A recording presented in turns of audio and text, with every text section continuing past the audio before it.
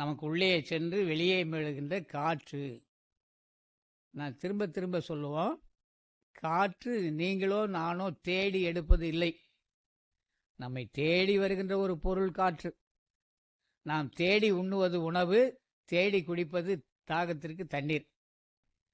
எல்லா இடங்களையும் தேடிக்கிட்டு இருக்கிறது இதுதான். ஆனால் எறும்புலேருந்து யானை வரைக்கும் தேடாமலே கிடைக்கிற ஒரே பொருள், அவர் கொடுத்த மிகப்பெரிய செல்வம் காற்று தான். இந்த காற்றையும் நம் மக்கள் என்ன பண்ணிகிட்டு இருக்கிறோம்?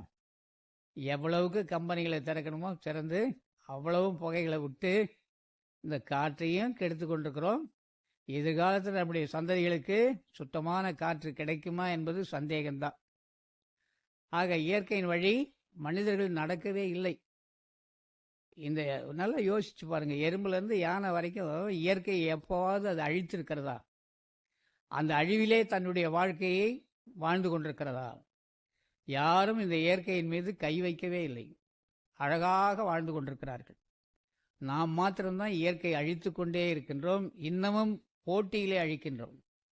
அதனால இங்கே ஆவியை, என் ஆவியிலே அமர்ந்த தயாநிதியை, சித்தியெல்லாம் எனக்களித்த சிவகதியை உலகீர் சிந்தை செய்து வாழ்த்துமினோ.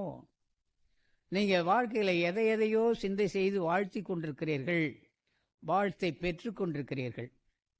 பிறந்த நாள் வாழ்த்து, என்ன பட்டம் வாங்கிட்டா ஒரு வாழ்த்து, குழந்தை பிறந்தா ஒரு வாழ்த்து, எல்லாத்துக்கும் வாழ்த்து. ஆனால் இறந்த பிறகு வாழ்த்துவதற்கு யாருமே இல்லை.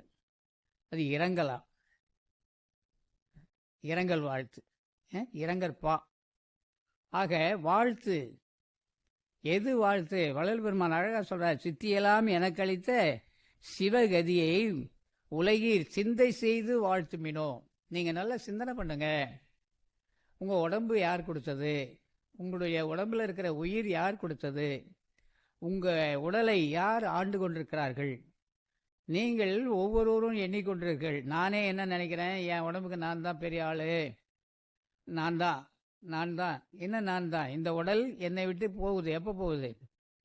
இரவே ராத்திரி 11 ஆச்சுன்னா படுத்துடுறோம். படுத்த பிறகு எங்கே போனோன்னு எனக்கே தெரியல. காலையில் 3 மணிக்கு 3:30 மணிக்கு 4 மணிக்கு நான் எழுந்தால் தான் சிவராமன் ஒரு ஆள் எழுந்தான்னு தெரியும். ஒரு கால் நான் எழுந்திருக்கல, கதவு தட்டி பார்த்துட்டு நல்லா தான் படுத்தாரு, காலையில் காணோம். ஆக எனக்குள்ள நான் யாராக இருக்கிறேன் என்பதை நான் தெரிந்து வாழவில்லை.